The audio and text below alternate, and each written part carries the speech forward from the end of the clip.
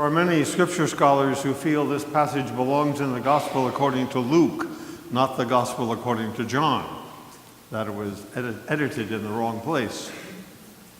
It's interesting that in the year devoted to Luke, we have this reading from John. I think it's important to look at the scene, and then I think there are 2 or 3 lessons that are very important for us out of this passage.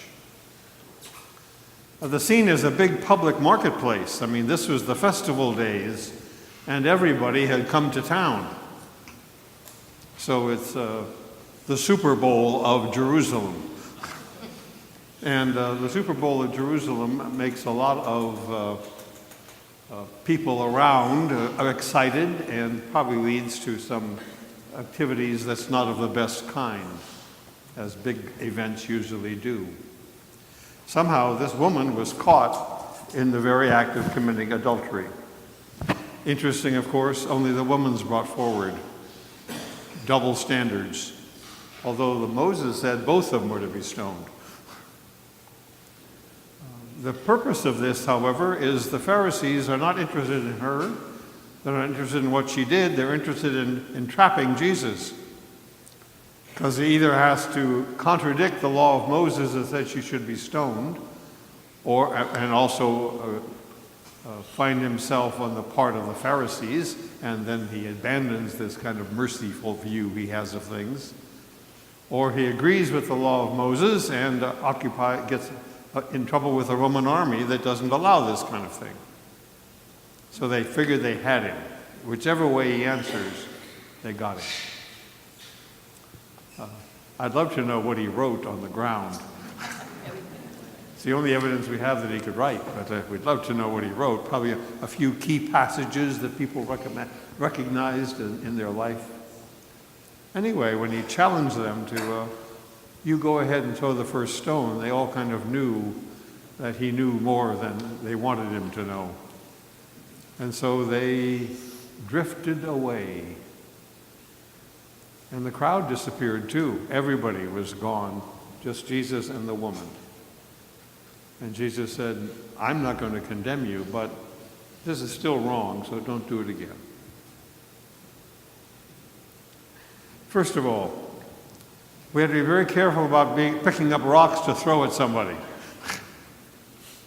You know the old thing we used to learn as kids, those who live in glass houses shouldn't throw stones? We all live in glass houses. We are all dependent upon the mercy of God. We are all dependent upon the forgiveness of God, and it's important that we never forget that and set ourselves up as judge and jury, decide who's right, who's wrong, decide who to condemn, who's not worthy, who's a sinner. That's a very dangerous place to occupy before the face of a loving God. Second thing is, God is absolutely merciful no matter what. It doesn't mean that we treat him like a senile grandfather, we pat on the head and say, he just keeps saying, love one another. It doesn't mean that wrong things are approved of, but anybody who turns to him with anything is embraced, is forgiven. The prodigal son from last week. But you have to turn in his direction, and then with his help and his love, hopefully we can do better. We can walk more honestly. We can avoid that sin in the future. And if we stumble again, he's there to pick us up again. 70 times 7, 490. Start with that number. That's how often God forgives us.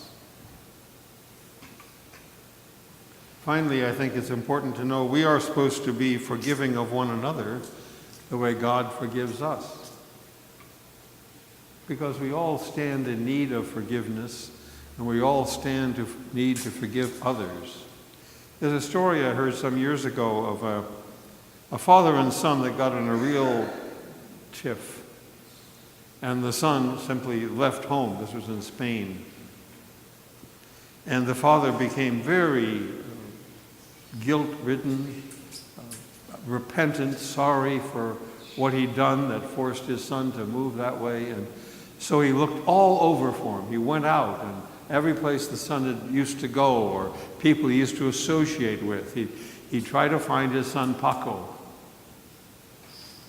No results for a couple of months. So finally what he did, he went to the biggest newspaper in Madrid and put an ad in the Personals. And it said, "Paco, I love you, I forgive you everything, please forgive me.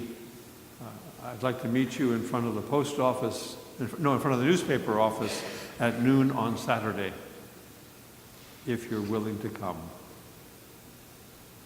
And he showed up and found 800 Pacos.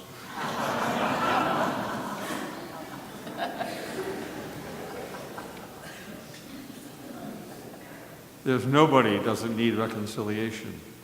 There's nobody doesn't need forgiveness.